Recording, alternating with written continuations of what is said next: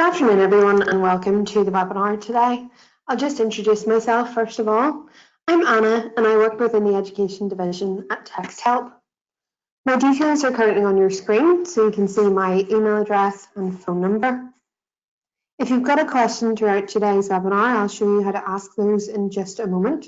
But if anybody would like to take a note of my details and would like to reach out to me after the webinar today, then please do feel free to do so.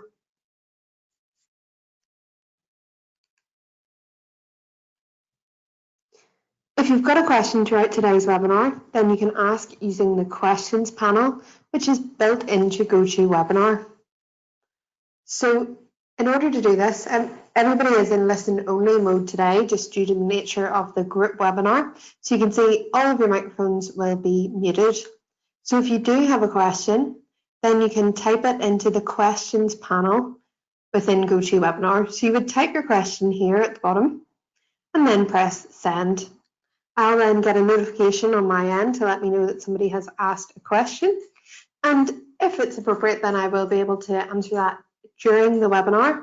Or if there aren't any questions until later on in the webinar, then I'll just hold off and answer any questions at the end. I'm happy to hang around for about 10 minutes or so at the end of the webinar today to answer any questions that you might have.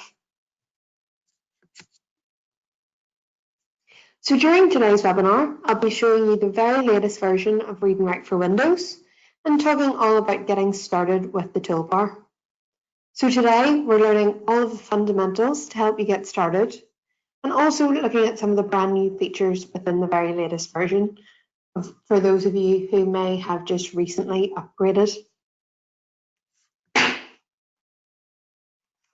So as most of you will already know, Read&Write works as a toolbar that sits at the top of your screen and works in connection with the Word document that you're working on, or if you're using the internet as well. If you have a subscription license of Read&Write, you will have access to Read&Write for Windows, Mac, Google Chrome, and the iPad and Android tablet apps as well. So we are working across all of these platforms, across every device. So during the webinar today, we'll be using the Read&Write toolbar for Windows, which you can see along my screen now. So you can see that there are a wide range of features on the toolbar that will help every student with reading, writing, research, and study. Supporting struggling readers and writers is the core function of Read&Write. So we'll be looking at that initially today, how text-to-speech can support your struggling readers, and how the dictionary and check-it features can support your struggling writers. So let's take a look at Read&Write in action. And remember, if you have a question at any stage, please do feel free to ask using the questions panel, and I'll also leave around 10 minutes or so at the end of the webinar today to allow for any questions as well. So you can see that the Read&Write icon it may be on some of your toolbars, or maybe you need to search for it. It's always good to have it saved to your students' toolbars, so it's really easily accessible for them. Just double click and that will open for you.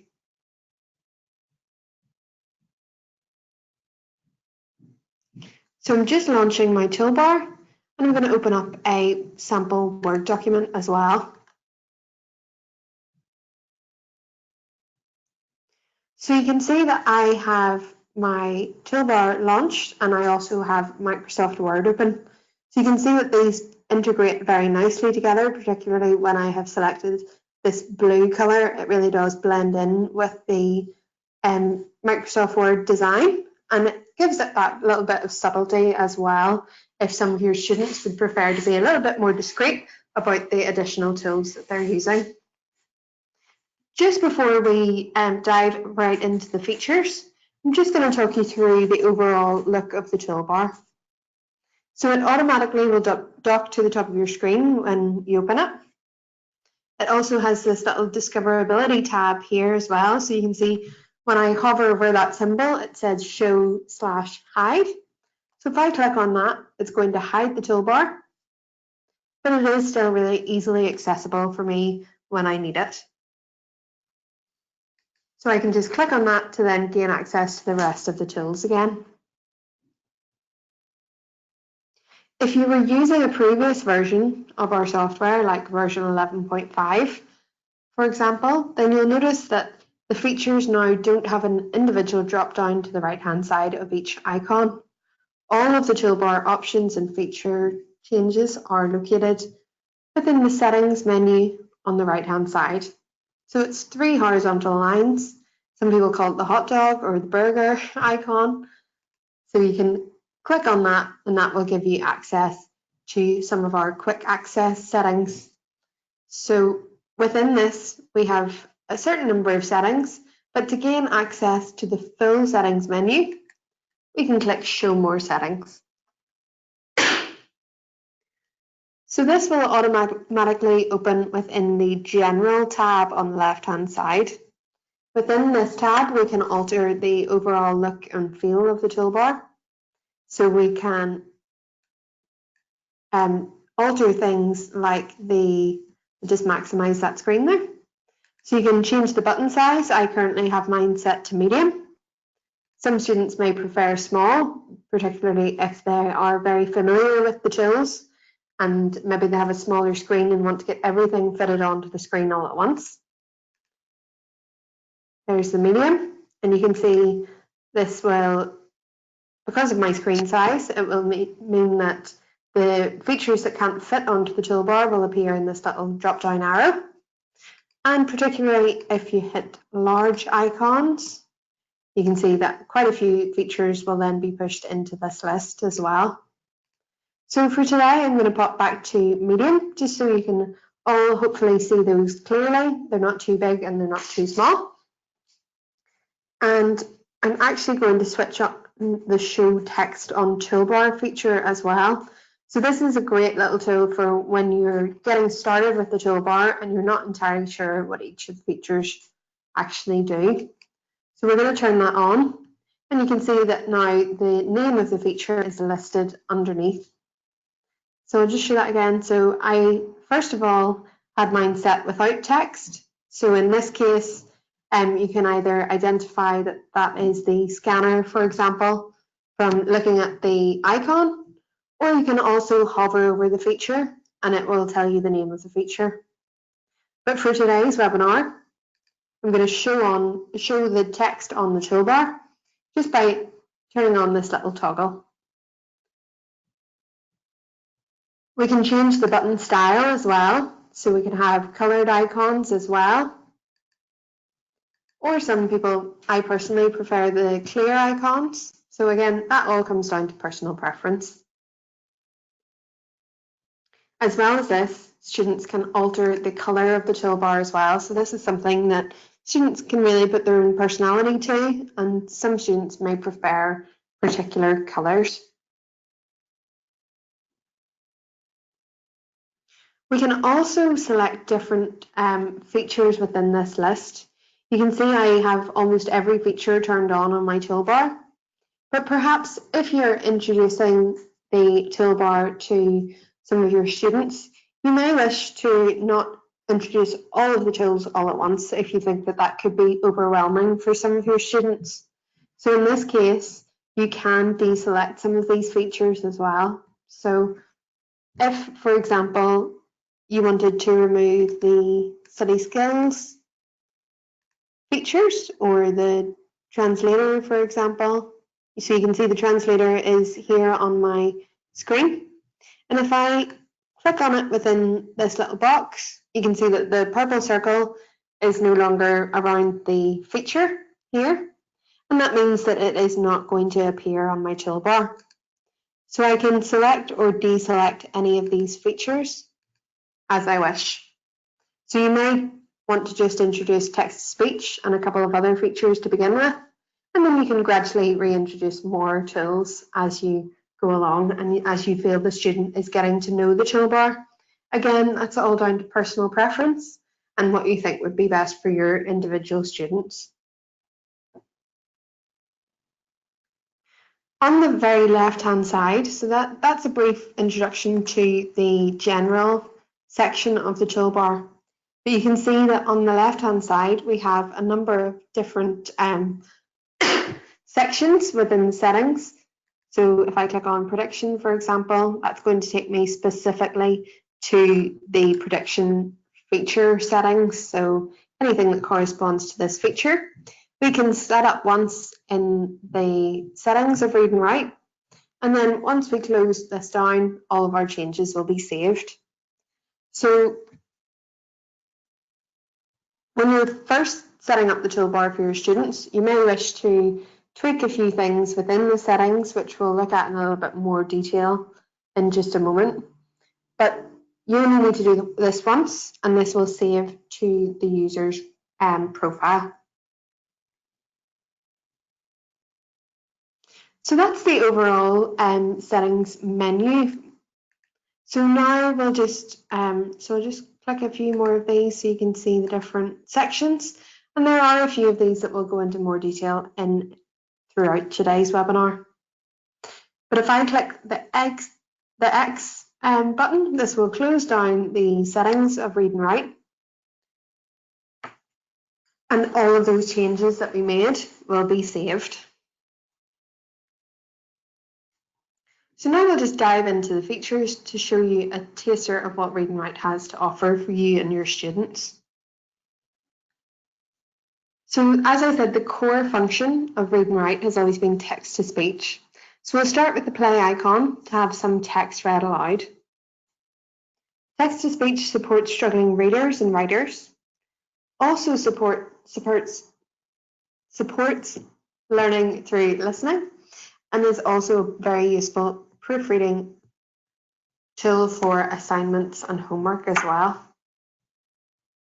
So I'll simply click where I want to begin reading within this document and then press the play icon.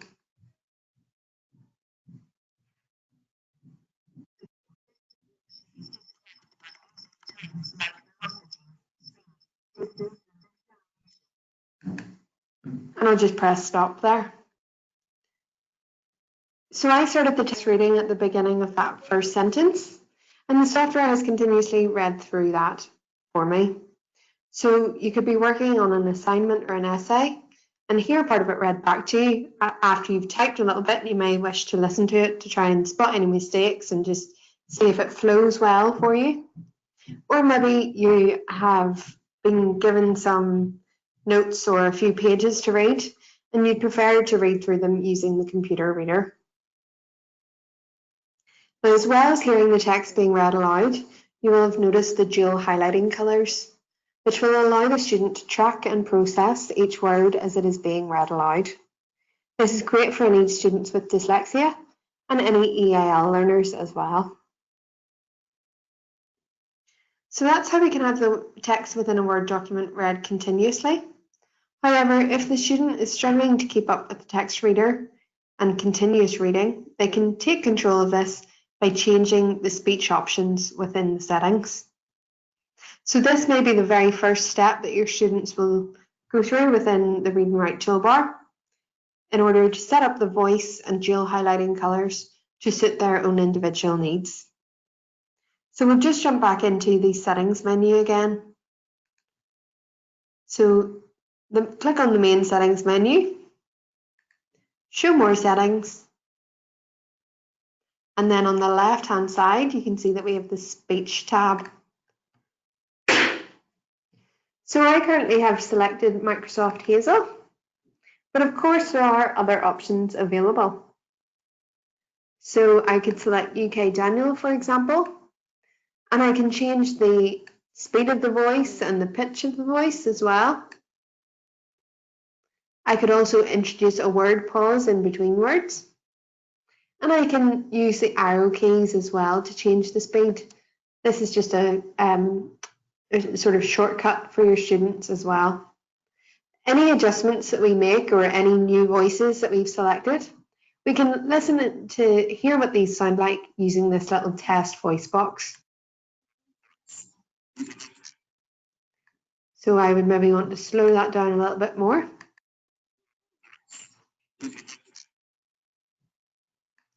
Decrease the pitch perhaps. So the student can start to make little adjustments to set that up in a way that suits them best. Some students may prefer a male voice or a female voice, and particularly for students with dyslexia or EAL learners, they may wish to take the speed of that voice down quite a bit to help them when they're reading through text.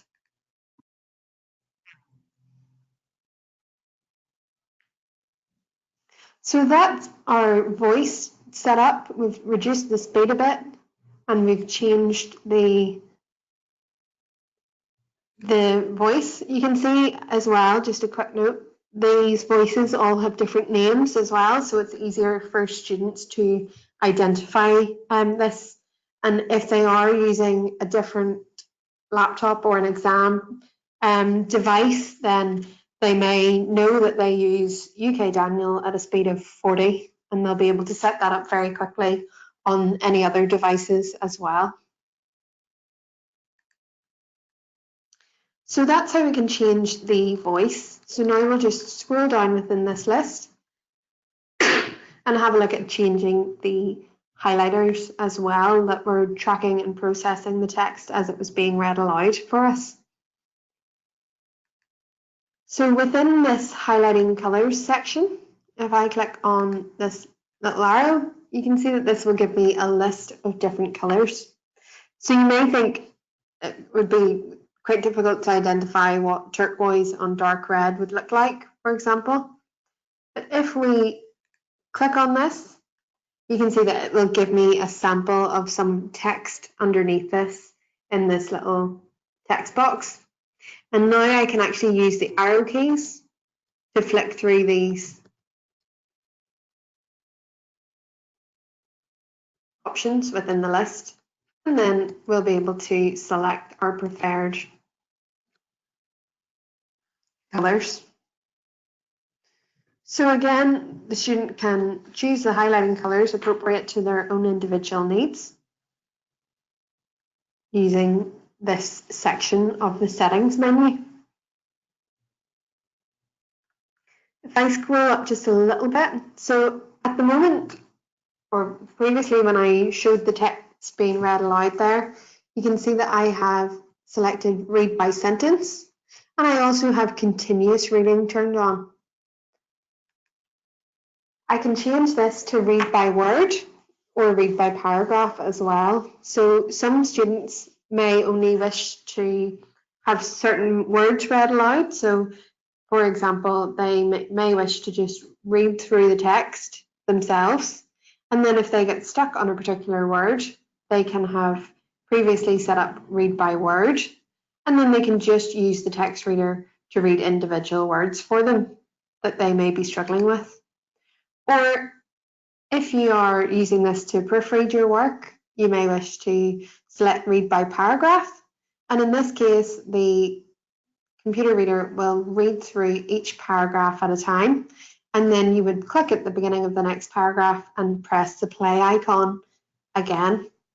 And this will read the next paragraph for you and so on. However, the continuous reading, which is turned on when the little purple toggle is turned on, and this means that it will actually continue to read the entire document until it gets to the very, very bottom of the page. So again, that's really useful when you're proofreading your work, for example, or if you've been given large amounts of text to read for homework as well.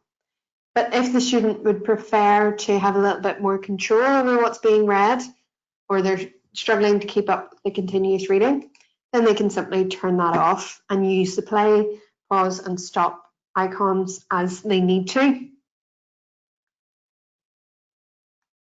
So at the moment I've set that to read by paragraph and I've turned off continuous reading.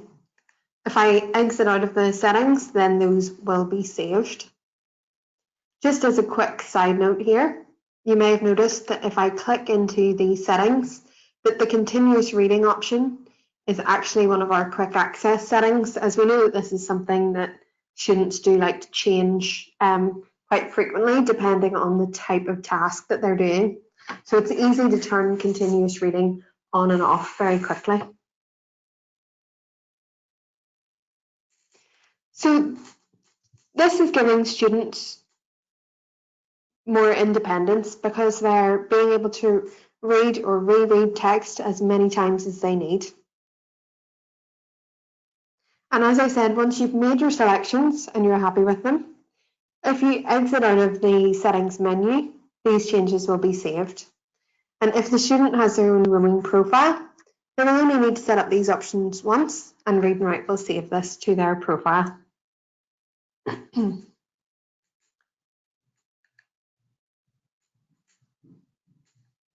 For any students that are suffering with visual stress or Mears-Irlen syndrome, you can use our screen masking tool to apply a screen tint.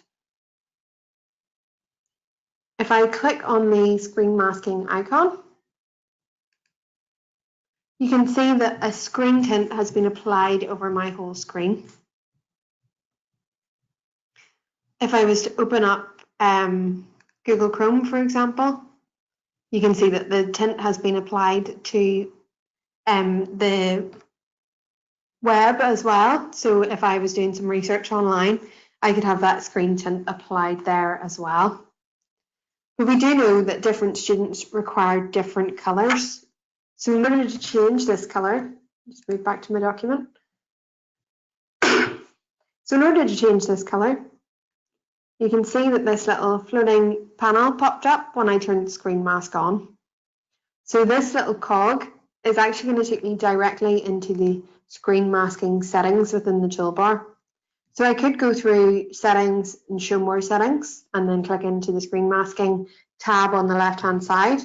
But if I click this little cog, you can see that that took me directly into that section. I have selected tint my whole screen, so the coloured overlay has been applied to the entire screen. Some students may prefer to tint the typing line or underline the typing line, or just to change the page colour. Move that across. So you can see that that has applied that colour to my page. We find that most students do go for tint my whole screen. So as I said, we do know that different students require different colours, and this pale blue colour may not be appropriate for all students. So if we click on this colour box, we can change the colour of the overlay. We can choose anything from the standard colour palette here. So I could select this yellow, for example, which is a particularly popular overlay for students with dyslexia in particular. I know that sometimes schools will be printing lots of notes onto this pale yellow paper, but in this case, this would apply the screen mask to everything that the student is reading online. So that's how we can select anything from the basic colour palette if the student has a preference for that. But some of your students may have actually been tested for Mears-Irlen syndrome and been given a very specific RGB number. So in this case, you would again just click into the little colour box and then select Advanced up at the top. And in this case, we can actually select this very specific RGB number, which the student would have been given.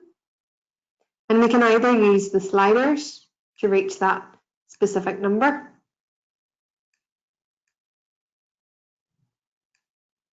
or we can enter in the numbers beside the red, green, and blue values. So you can see that now that very specific screen tint has been applied. So it's a slightly darker blue than before. Maybe I'll just go for a different colour just for so you can all see that that's something that wasn't on the basic colour palette. So now I'll move away from this, and you can see that as an additional adjustment, we can increase the opacity of the overlay as well. So I could use this slider to increase or decrease the opacity of the screen mask as well. The screen mask has been approved by the JCQ for exam use as well, as a virtual overlay is allowed to be used within exams.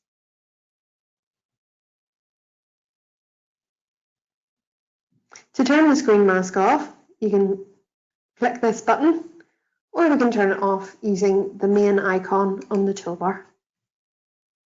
Again, I'll exit out of that and those settings will be saved now. So anytime that I wish to apply the screen mask, I can just use the screen masking feature.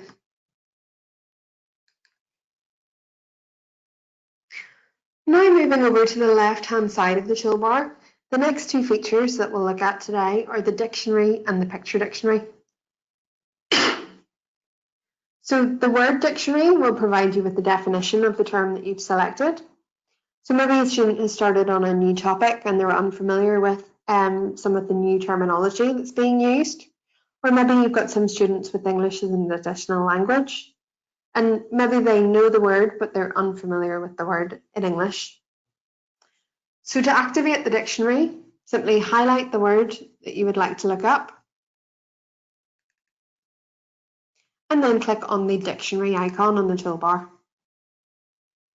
This will open up this little pop-up window or dictionary panel, and this will give you a definition of the term that you have selected. We can also have any of these definitions read aloud as well using the play icon.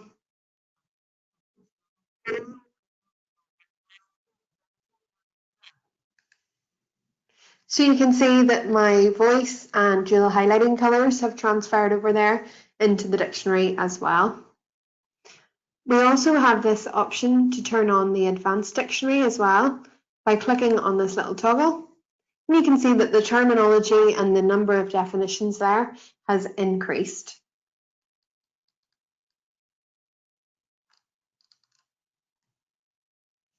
Any of these pop-up windows, like the dictionary and the picture dictionary, can all be moved over to the side of your screen as well, and they can be resized as well to fit over beside your document, so they're not covering over the text that you're trying to read through.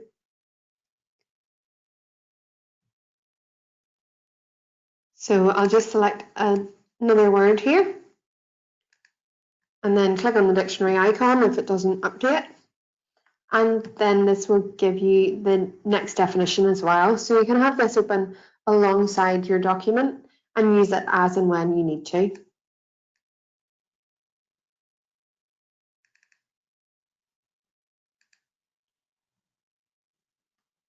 Okay.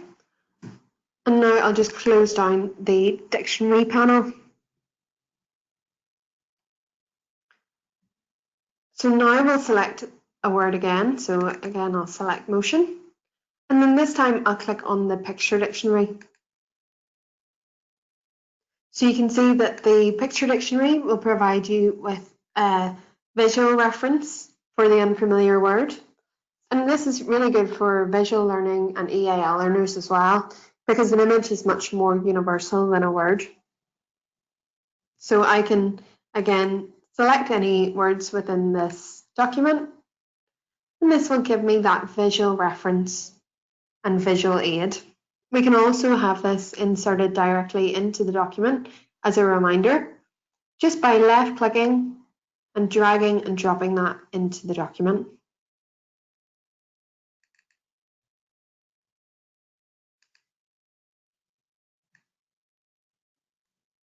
So you can create really visual resources for your students as well. We can easily use the picture dictionary to look up any word definitions as well by clicking on the word beside this little book or dictionary symbol. And this will open up the dictionary panel again for us. So we also have the option, so we've got the option to have both of these open at the same time, and these do work in tandem. But we can also, if we wish, close down the picture dictionary and then use this little arrow, and we'll have the picture dictionary and the dictionary combined. So this is one of the new, one of the features on the very latest version. We have actually combined the two dictionaries, so you can have both open alongside each other very easily, just within the same panel.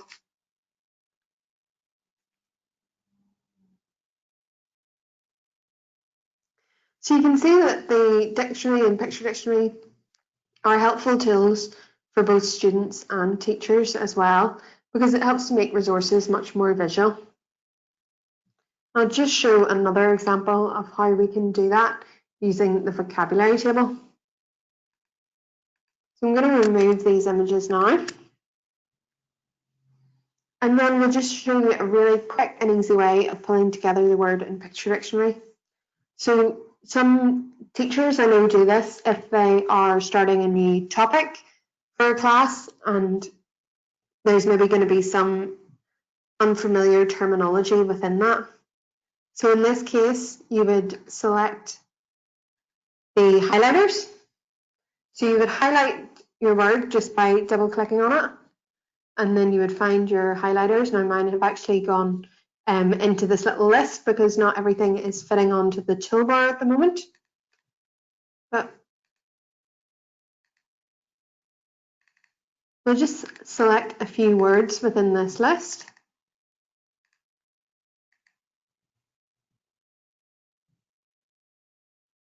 Okay, so as I said, sometimes teachers do this prior to handing out notes for a new topic, or sometimes teachers do it as well, get students to self-identify their unfamiliar vocabulary. So for some students, there may only be a few words that they are unfamiliar with, and for other students, there may be quite a lot of terms within this new topic or document that they might be unfamiliar with and may wish to make a vocabulary table out of to help them with their studying. So in this case, we'll use the vocabulary list. I've selected those 5 words. And now I'm going to click on vocab list. And this will create a new Word document for us. And it will gather up those words with the dictionary definition and the picture dictionary symbol as well.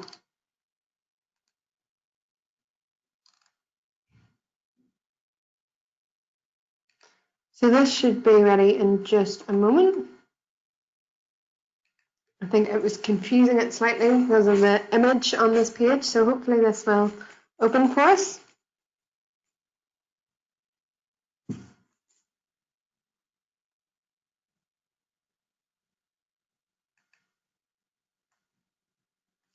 Just give that another moment. Here we go.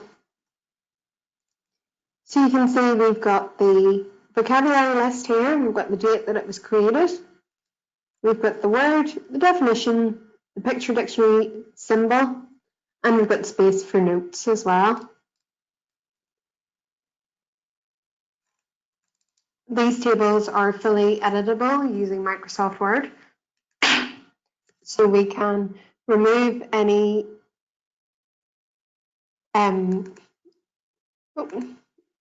definitions that aren't relevant to the specific topic, for example. You could do that. You could add notes or homework within this column instead. And you could say, use this word within a sentence, for example. Or there are a huge range of different things that you can do with these vocabulary tables. But they're such a quick and easy way of creating resources, which the student can then go back and revisit at the end of a topic and this will help them revise any complex or unfamiliar terminology from that topic. So we've got the visual element and then we've got the auditory element as well by being able to have any of these definitions read aloud to us as well, just by using the play icon. So these are really useful revision aids for students as well as when they're coming to grips with a new topic. So I'm going to minimize these now, and I'm actually going to open up a different document now.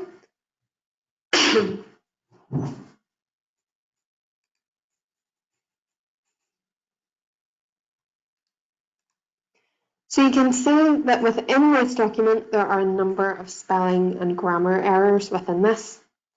So I'm going to use Check It on this document now. So Check It is a brand new feature within the very latest version of Read&Write.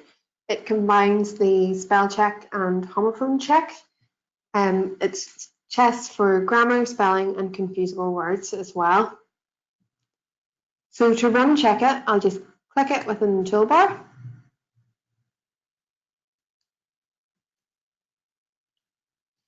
And you can see that now the squiggly red underlines of Microsoft Word have now disappeared, and they have been replaced with the purple underline of check it. So for any of the spelling errors, like this one, for example, if I left click on that word, it will give me a list of suggested corrections. So I can choose to change clicking on it within this list. And I'm not sure if you maybe heard that being read aloud as well.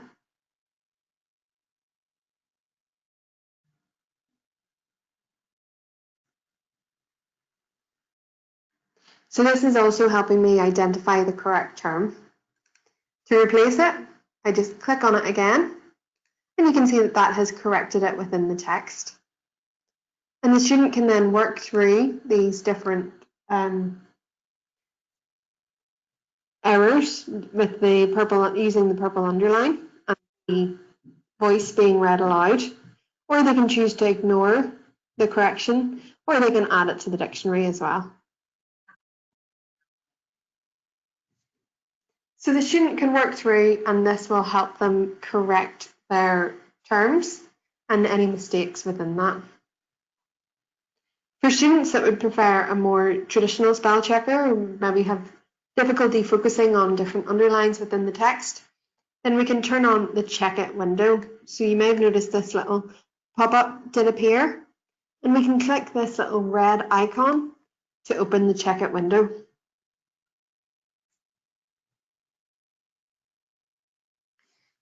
So if you click on that, then this more traditional spell check window will appear, which will take you through each error at a time.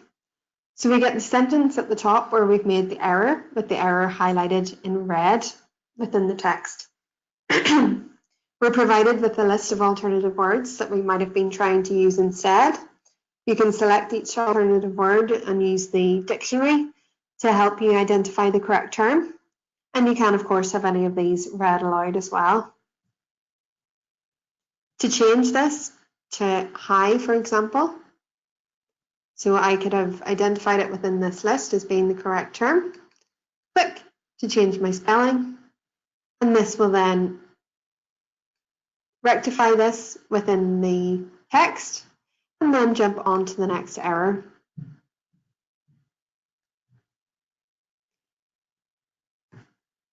The student can also choose to ignore this type of error.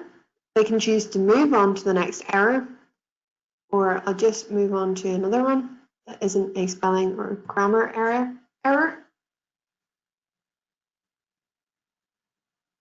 So for example, if it's, so we've got one here. So if it was the name of a brand or a person or a place or a character within their piece of writing, that they knew that they were spelling that particular word correctly, you can then add this to the custom dictionary as well. So you can add that word and then it won't be picked up as an error in future. Check It has over 8,000 rules built into it, and that number is still growing. So if you think you've spotted an error but Check It hasn't, then you can submit your feedback directly into Read&Write as well, and we'll be able to get that added into Check It. So I'll just show you very quickly how you can do that as well. So again, click Settings, Show More Settings, and this will open the full settings menu. And then if I click into Check It, you can see some different settings here. But you can also see this little section that says, find an error that Check It didn't catch, let us know about it here. And this is something that we're always striving to improve our software as much as we can and as quickly as we can as well. So if you can submit your feedback directly, then that's really helpful for us if you do happen to spot a mistake. Okay, so it's just a quick Google form that you can fill in, and that will be really useful for us if you do find a particular error that maybe Check It didn't. So now the very last feature that I'm going to show you today is the audio maker icon. So this is a really quick and easy way of students being able to create MP3 files. So obviously, do your students listen to music on their phones or iPods or MP3 players? Well, they could also be listening to their revision notes or a chapter of a book or an article or a report. So it's great for any auditory learners, that sometimes learners do prefer to or find it easier to absorb and retain information more effectively by listening. So in order to do this, they can highlight any text that they would like to convert and then use the audio maker icon on the toolbar. So this is going to give us a little preview of our audio. We can delete anything from this as well that we maybe don't want to convert. We can preview the audio just to ensure that we have selected the correct voice. And that will give us a little taster of the audio. So I know that I've selected my preferred voice there. I can choose where to save the file, and I can give it a name as well. So motion revision, for example. And then click Create MP3. So you can say, see straight away within a matter of seconds, my MP3 file has now been created. If I click Show, this will take me to the exact location within my files that I have saved that document. And then the student could then plug in their phone or device, which would then appear in the list on the left. And then they would be able to drag and drop that file onto their smartphone or device. So it's a really easy way of being able to have access to your notes and essays and revision on the go at any time. You've got access whenever and wherever you need it. You could even be listening to something on the bus on the way to your exam. So this is a tool that I think I would have found really, really useful for when I was in school. I'll just close that down, close down the audio maker, and then you can just use that file for any revision notes or anything that you would like to transfer into an audio file. So that brings us to the end of the fundamental features of the toolbar. I'm just going to open up my presentation again.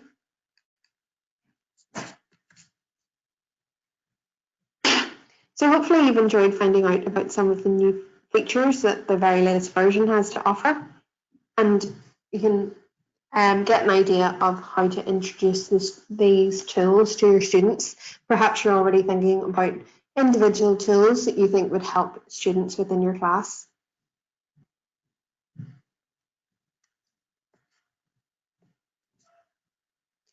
So I hope I haven't bombarded you with too much information today, but I've provided you with a good ground level of knowledge so that you feel confident getting started with the toolbar and using it with your students. If you do need any further support, we do have lots of different resources available. So we've got our blog, we've got our certified training program, which you can sign up to the training portal.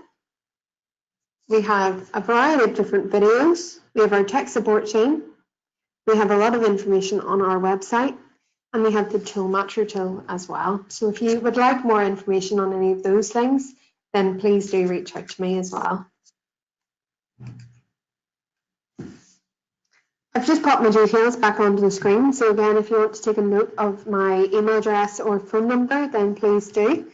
And I'd be more than happy to answer any questions or have a quick catch up or whatever you need, or whatever I can do to support you further with the Read and Write toolbar, then please do feel free to let me know how I can do that.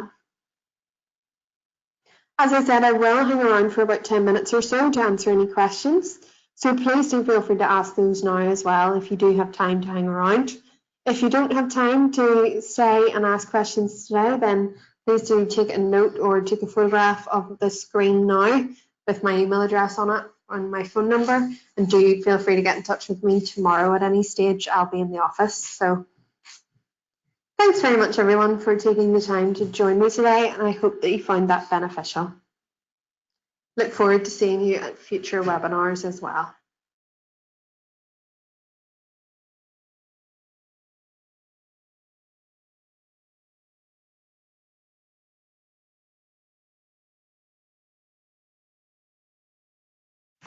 You can also reach out to the group as well using the email address education@texthelp.com, and any of my lovely colleagues that you can see on the screen now will be able to help you out as well. Just another quick note, today's webinar has been recorded, and I'll get that recording converted and sent out to you for your reference tomorrow.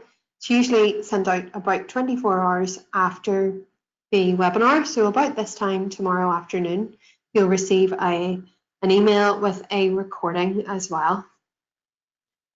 Now, if anybody does have time, there is a short survey as well, that will take, I would say, maximum of 5 minutes to complete, and we'd be really interested in hearing your feedback through that as well. So if you do have time, then please do fill that out for us as well. Again, thanks very much for joining me today. I hope that you found the webinar beneficial.